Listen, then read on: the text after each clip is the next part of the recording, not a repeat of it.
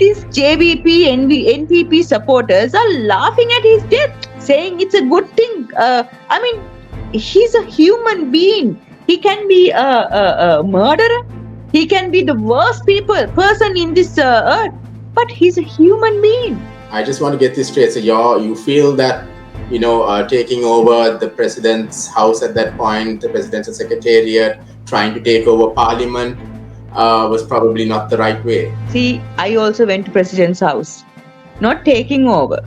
They all are living on people's tax money. It's okay to go, but destroying everything is wrong. Yes, we need to protest, and we have to draw the line from protest to violence. We need to draw the line. Is the SJB any different? If you listen to their speeches throughout, for the last couple of years, we've been saying, what are we going to do next 5 years? What's our policies? You're saying you don't think religion should be involved in decision making? And whoever the president comes next need to be very straightforward and tell these trade unions and these religious leaders, all these people, to step away. Do your job first. I'm here to do politics.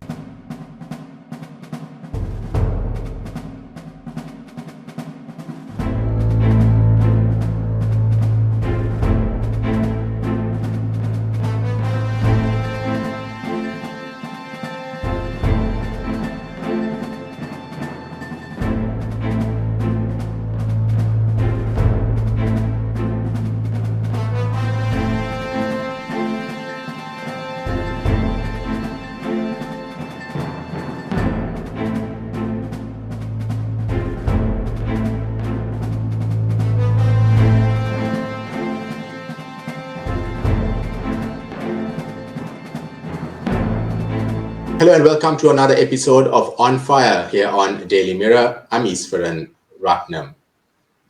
On the program today, I have a very outspoken person, a woman, of course. She has been standing for women's rights, a member of the opposition Samagi Janabalawegaya. She was very active during the Aragalaya and is still very much in the spotlight. So on the program today, I have with me Samagi Janabalawegaya member, former member of Parliament, Hirunika Premachandra. Welcome to the program, Hirunika Premachandra. Thank you. So, firstly, what are you up to these days? I mean, we've seen a lot of you initially, especially during the Aragalaya, then very little of you. Now again, you're back in the spotlight. What are you up to these days, especially when it comes to party activities? Well, we are forming, women wings in grassroots levels, and we don't know what. Obviously, this year is an election year, so we don't know which election will come up first. So whatever it is, since I'm the women's wings organizer, national organizer. There's so much on my plate. So working on, gathering women and, educating them and forming small communities. And also, I'm the chief organizing Kadwala electorate, so working in my electorate as well. So full on doing politics. So, I mean, you said that you're handling women's related issues for your party. I mean, we see a lot of issues concerning women these days in Sri Lanka. There are reports of harassment. There are reports of, intimidation. The economic crisis has taken an impact or had an impact on women as well. I mean, how do you see this? What sort of solutions would the SJB be working on to sort of address these issues? Yeah, first, I think the main problem right now, not only women, the whole country is facing is, economic problem. Economic situation in the country is we are in a very bad state. So, and also the the the prices of the essentials. So the everything has gone up. So mainly women, since they're the one who's managing everything at home, mainly mothers and housewives are the one who's in a very difficult situation. So I think as women, we need a new government and a new leader, not to tell us what we already know. What we already know is that the prices have gone up, and the essentials prices have gone up, and the living situation is very bad, and even textbooks and uh, uh, you know other essentials, like for children, mainly their for their education, the essentials, that has also gone up. So those are very common things where when we look at the rallies, all of the politicians right now in any party, they all are talking, or they are all are making speeches about the things that we already know. I think right now women need to, mainly women, since we are focusing on women. I have seen so many women gather around other parties. For an example, JVP, they have been doing so many women rallies all over the country, and I see a huge turn up of. The women participation is really good. I mean, one of the media person asked me, "So, what do you think? Since you're also a women leader in another party, do you feel like you're threatened? Are you threatened?" What my answer was, not at all, because I think it's so refreshing to see that women are out, women are engaging in politics. Doesn't matter whatever the party is, it doesn't matter. As long as women are engaging, as long as women are out, they are interested in politics, they're interested in elections and rallies, it's a very good thing. Doesn't matter the party. But right now, the women should understand, they go to these rallies, the speeches are very attractive, and we like to hear, and we like to hear very attractive speeches. But normally people go to those rallies, they just look at the speech, they never listen to the speech. Why? It's the What I ask emotion from that women goes is, in. now It's the now emotion, the way people talk, and all that. exactly, because if you listen to those speeches, you will understand everybody is talking about the same thing. Rajapaksas are corrupted, they are frauds. We need to make sure that they are behind the bars. All those things are very similar, and we've been listening to this for years. Now people need to listen to the solutions. They've been listening to what they've already know, but now they need to listen what they don't know, which is solutions. So I think from now on, there are going to be so many rallies in future from different parties. Women need to listen to the speeches and get something into. They need to understand how to run this country, how to move this country forward, what are their policies, and just going to a rally and just say hooray or cheer or laugh. We have to end this, because if you look at other countries, mainly political leaders, they don't speak to the gallery. But here, for so many years, all the politicians are speaking to the gallery. Since the speeches are very attractive with fancy words, people just go after them. They don't understand the gravity of this, because it's very easy to fool the public with very beautiful words. So I think it's about time that people need to ask questions from these political leaders. We've been listening to all these speeches. Now, what's your solution? What's your policy? What's your education policy? What's your health policy? What's your foreign policy? What's your economic policy? I think people need to, even the literacy. In this country, the literacy is 94%, but I think in this country, the political literacy is probably 0%. That's why people are always, choosing the same people. So I think even JVP rallies, I've listened to their speeches. It seems like they're saying the same thing. I've never listened to a speech for last couple of days. I've been following their speeches, but I didn't actually listen. I couldn't hear a proper policy or a proper framework of what they're going to do in future. So I So think, is SJB any different? sorry. Is the SJB any different? Of course, SJB. that's what I'm actually getting into. If you listen to Sajid Premadasa, his speeches, and Harsha De Silva, all our economic forum, their speeches, they're not attractive as much. They don't blame, they don't take names, they don't blame, they don't make people laugh in their speeches, But if you listen to their speeches throughout, for last couple of years, we've been saying, what are we going to do next 5 years? What's our policies are? So that's what I'm saying to these people. Now you have phone. Everybody has a smartphone. Everybody is on social media. Most of even the youngsters, even the old people. You can. It's one touch away. Why?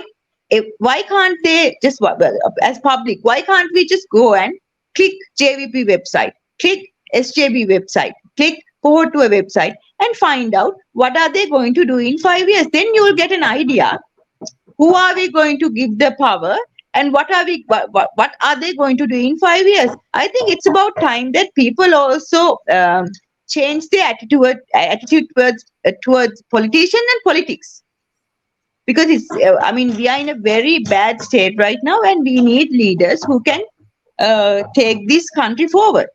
So I think that's my opinion, because now we need to move from this popular politics, Yeah. and get into real work.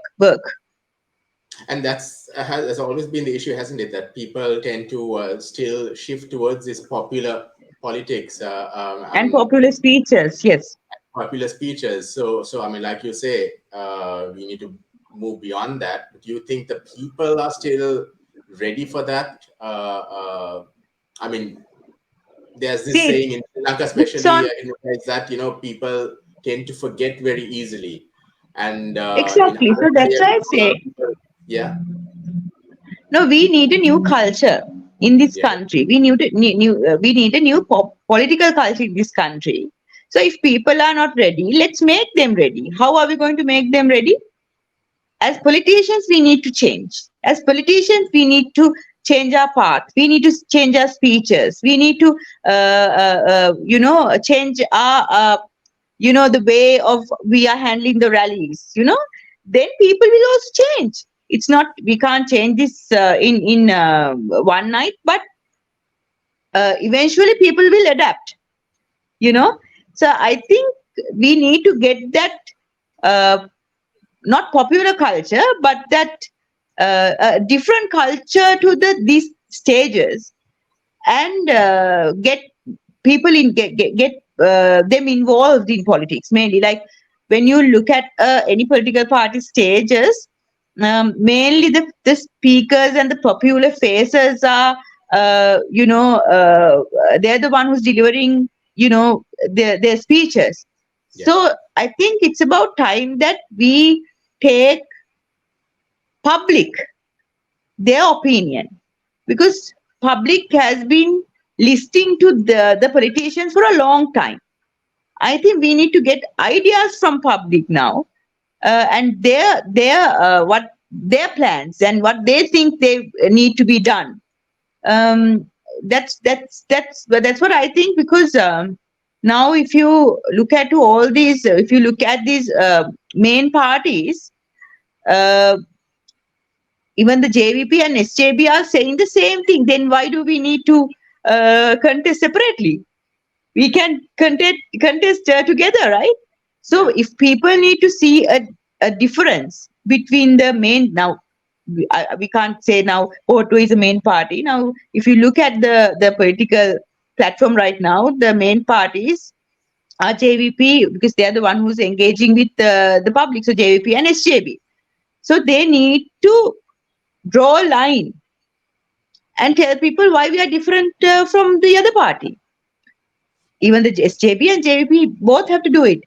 So I think in 2019, people all wanted Gotabaya to come in to secure the national security. And so, I mean, in 2 years, it was a joke. Yeah. In 2 years, he made it a joke. And now the popular tagline is Horu Allanwa. We are going to catch thieves. Yeah. What people have to understand is whoever the president, the next president, he can't run around and chase away thieves, or he can't catch thieves. Is it a policeman? No. So what he needs to do is, I mean, those taglines are very popular. Horu Allanwa, Dushane Namattanawa. Those are very popular. But what is the plan? How is he going to do that? I mean, just running after, thieves, or, you need to have a plan. So if they're saying the politicians are corrupted, how are we going to stop it? Very easy. We have to declare the assets, make sure the public, declare the assets to public. And then the public knows what kind of politicians we are choosing. And then only we need to bring a regulation or some kind of a rule to say that you are going to get only the salary, nothing more, and you will have to work for people. Whatever the private organization or private companies you can't do any private business. I mean, it has to be a regulation. It has to be an act. Yeah. uh, you know, uh, um, uh, the parliament, the 225, have to bring a bill, and then make sure they vote for it and make an act, and then people. Those are the way of stopping politicians from stealing. So Yeah. we need to tell people what are we going to do. Just saying that, the popular saying is we are going to catch the thieves. But now people need to ask, what is the framework? What are you going to do? How are you going to do that? So that's what Yeah. I'm saying. Whatever the party comes next, they need to tell people. They need to make sure that people know what their policies are, what they're going to do in another 5 years, what are the reforms they're going to bring in. What are the what are they going to do with the constitution? There are loopholes in the constitution. There are loopholes in the legal system, judiciary system. So we first in this country, people think that the politicians are elected to build buildings and do just charity work, or build roads and build highways. No, the politicians should. The first thing the politicians should do is advocacy and reforms. There are so many things to be changed in this country. I mean, it has to be through reforms. So I Yeah. think as politicians, the first uh, the first thing they have to do, if they need to change the country, change the system, it's only through reforms. So I think But first we all these have to get it done. politicians, but all these Yeah. politicians who So, promised reforms before an yeah. election, and then Yes. after election things change. We saw that with Maithripala Sirisena. We Yeah. saw Of that with course. Wickremesinghe, and also with Gotabaya Rajapaksa. So I mean, Yeah. what So guarantee that's again a, that's what can there be? that's why I always say that whoever the person who's going to be the president next time, he can't only give promises anymore. He need to act. Otherwise, that person will also people will chase that person away within 1 year, Yeah. maximum 2 years, because people are so fed up. So if that person really want to gain trust, gain faith, he need to act fast. And also, there obviously when we are bringing in all those reforms, so many people will protest, and you know Like, I can remember we bought that Hate Ape Pota. That's for sex education for youngsters in schools. Who are the first people who protested? Rajapaksa, some Rajapaksa monks. What do they know about sex education? What do they know about these things? Because that's not their job. Yeah. But people need to understand what the priorities and their jobs first. And whoever the president comes next need to be specifically need to be very straightforward and tell these trade unions and these religious leaders, all these people, to step away. Do your job first. I'm here to do politics. If I need any personal advice from religious leaders, then I will definitely come to these religious places, but this is not your place to advise me. When because they're not doing politics now. If you take other countries for an example, other country leaders, national international leaders, they never go to churches and other religious leaders to get advice to how to run a country. See, I'm not blaming anyone, but this is what happened every time. If a good thing happen, if a good reform to be presented, someone from somewhere, obviously those people are manipulated or just handled by another political, obviously another political party. But now it's about time that whoever the leader comes next need to be very straightforward and tell these other parties to step away, give a chance to rule the country. Because Yeah. people, more than 50%, people have selected this man, who the president, to run the country. So So yeah, I so in a think way you're saying you don't think religion should be involved in decision making. I mean, we see a lot that in Sri Lanka, a lot of monks deciding how the country should go. I'm not saying I it's think it's nothing against. good has happened. Yeah. They've tried so many times. Nothing good have happened. The only thing happened is now youth, because the Rajapaksas, they used Buddhism or religion to gain their whatever for their gain. Now the youth is slowly distancing themselves from Buddhism, from these religious places, mainly Buddhism, mainly from these monks. It's very bad. If you take this time, this year, I think for O levels, 39,000 students have failed Buddhism. It's a very large number. It has never happened before. So what does it say? The youngsters are slowly, distancing themselves from religion. Why? Because Rajapaksa has misused it, and the youngsters are very angry. So, and also we need a leader who can calm them, the youngsters, not to put petrol into fire. You know. So we So are need you a saying leader who you're can. saying Sajid Premadasa will not be Exactly. That's what I'm trying to defending? say. Yeah. That's what I'm trying to say.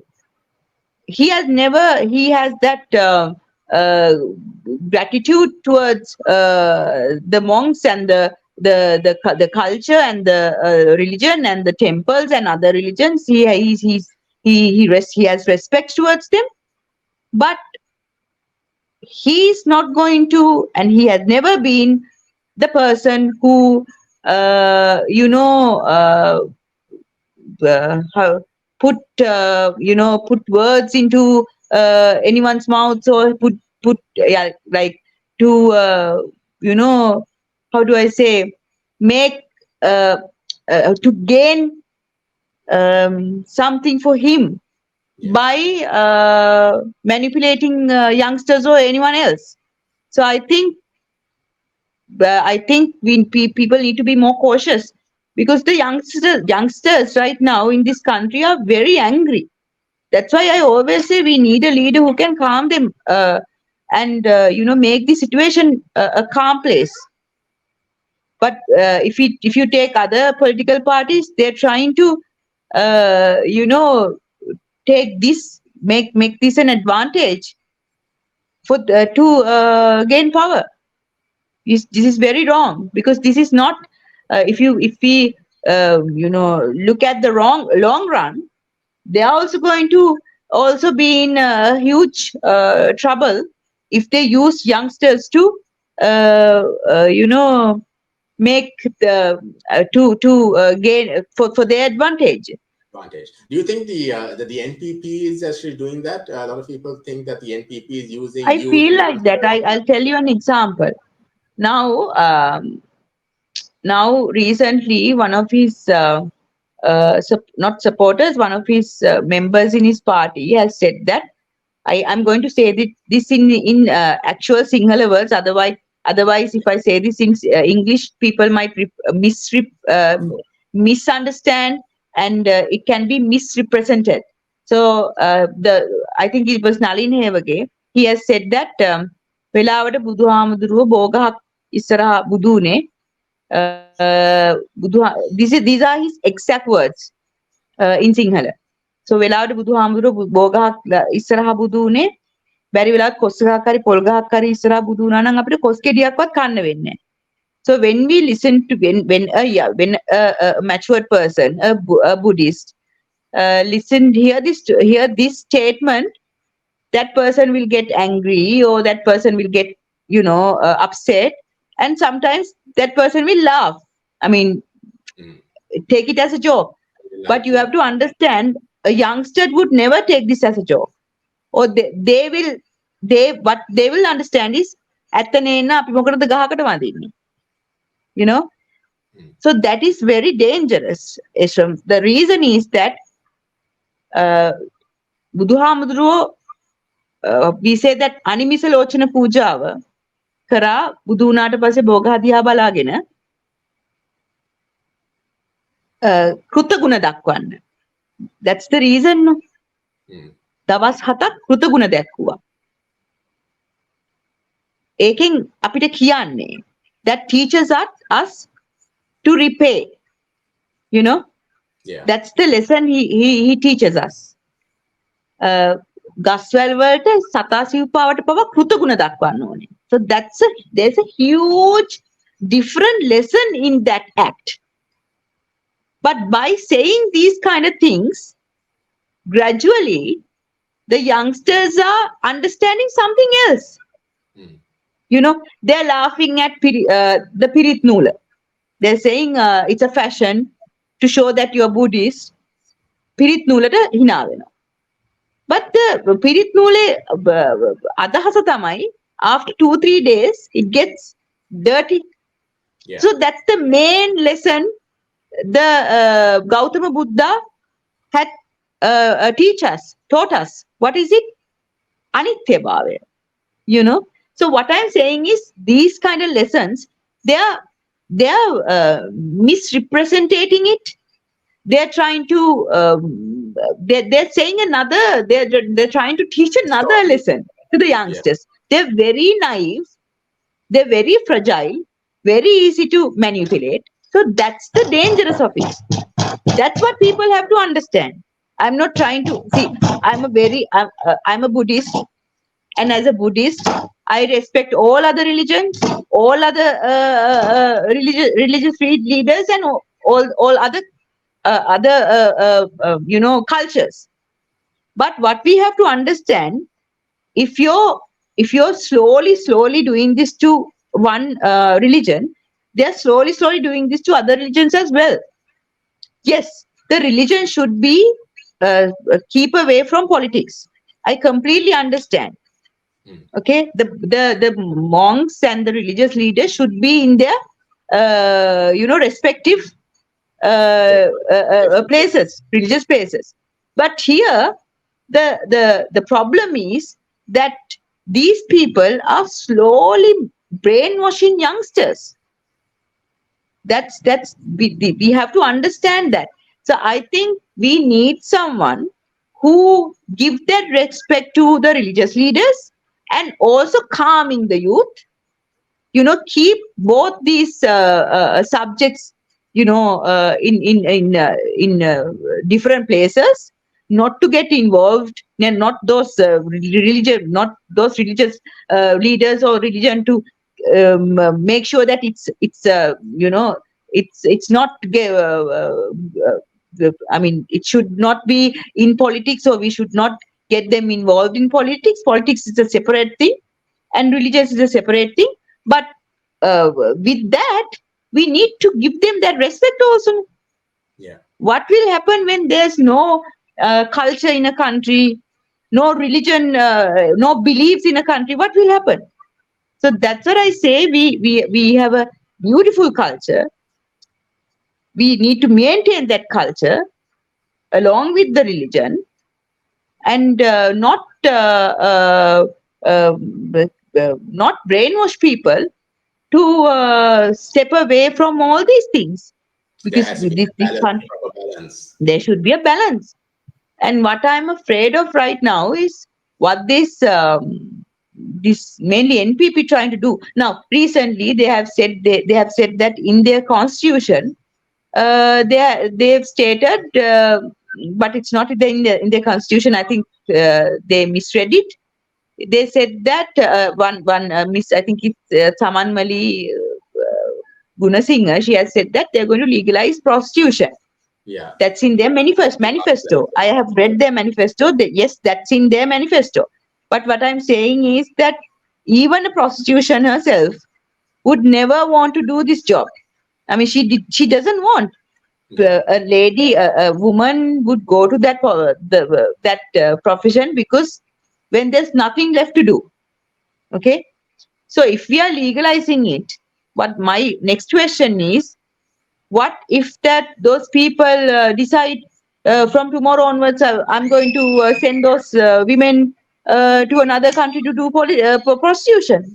Yeah. Then the trafficking would come, right? Then that's called trafficking. So where are we going to draw the line? So what I'm saying is,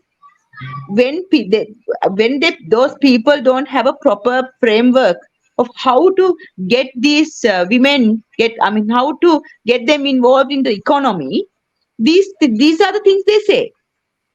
Why can't we, from Japan, France, England, those countries, we normally get about 15,000 job opportunities each year for healthcare, for nursing care. So the only problem is we don't have women to send there, because we don't have skillful women. So what's Yeah. the best thing to do? Make sure they're there to give them a proper education, proper, make sure that they're skilled for those kind of jobs. The salary is very high, and they're respected jobs, rather than sending them to other Middle East countries to work as domestic helpers. Why not this? So these are the reforms.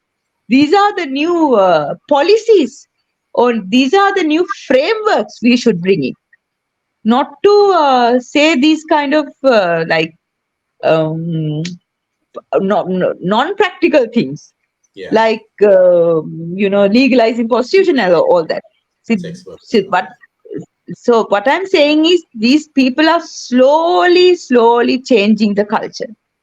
I'll tell you one thing. Now, I don't know if people are going to agree with this. Today, Sanat Nishantha died. Yes, people know him as a corrupted politician. Yes, he attacked Gotagama. Yes, people know him as a thug politician, thuggery. But he's a human being as well. From the morning I've seen, it's very, I'm very sad to say this. Where are we heading? From the morning, on my home page, all of these JVP, NPP supporters are laughing at his death, saying it's a good thing. I mean, he's a human being. He can be a murderer. He can be the worst person in this earth, but he's a human being. If we are going to that level, so just imagine. what are we dealing with? He has 4 kids. He has a wife. He has a family. Even though he's the most disgusting person in this world, we can't laugh at a death. If I was really upset from the morning to see these youngsters, their comments and their posts, their sharing. So where are we heading? That's what we need to change. We need to heal these youngsters. Heal these youngsters. Yes, they're angry. We are also angry. But these political parties don't understand is they are trying to change they're brainwashing them. They're trying to change this youth.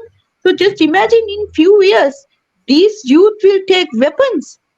Yeah. They won't finish an argument uh, with words. You know, they Yeah. will Do definitely you finish think? an argument with guns, with bullets. Do you think Aragalaya, the way the youth handled that was also correct? No, actually, The I'll way tell you. Colombo was in, I mean, you were very active there as well. Yes, in Aragalaya, I went in front of Gotabe's house with bunch of women, and I told them, "You need to behave. We are not here to fight. We are here to talk with him, and you can't litter. I'm the one who's going to speak to him." Because I said all this because there should be some kind of discipline. You Mm. know, from the first day in Gota Gogama, people were very well disciplined. They did not choose violence. They were very, very disciplined, and then it was a very nice. It was a typical protest, and even the international media. They had even international media's attention because of that, the way they were doing that protest. It Mm. wasn't a typical protest. But after 9th of May, it started by Rajapaksas, but it ended by NPP and Pertugami. The way it ended, it's unacceptable. You know, they killed a parliamentarian. They, damaged houses. They, uh, Literally they completely destroyed houses. So even that, see, this is the same thing I'm saying here. Even it's the worst person's house, we can't destroy their home. It's a home. It's someone's home. Their life is in that home. So that's why I always say, always these NPP and Pertugami, they never draw a line. They never draw a line. They always choose violence. They have always chosen violence. It's so evident from, if you look at their history also. So I think that's why even now we are saying that Ranil is trying to suppress us and all that. Ranil had to do that. He chose that path because of the violence happens. Because of the violence, he has to. They were planning to burn the parliament. Yeah. That's not acceptable. If they burn the parliament that day, so where are we going to meet? On that lake? See, this is the thing, that what people have to understand is it's very dangerous to give power to people who have a very, how do I say, very violent history. So Because I they just want to get this always straight. I choose just want to get violence this over straight. anything. I just want to get this straight. So you feel that taking over the president's house at that point, the presidential secretariat, trying to take over parliament, was probably not the right way. See, I also went to president's house. Not taking over. They all are living on people's tax money. It's okay to go, but destroying everything is wrong. Because again, people have to pay to reclaim that and rebuild that. That's nonsense. That's what I'm saying. That rubbish. That's what I'm saying. We need to choose the line. We need to draw the line. So from if you are going beyond the line, it's called violence.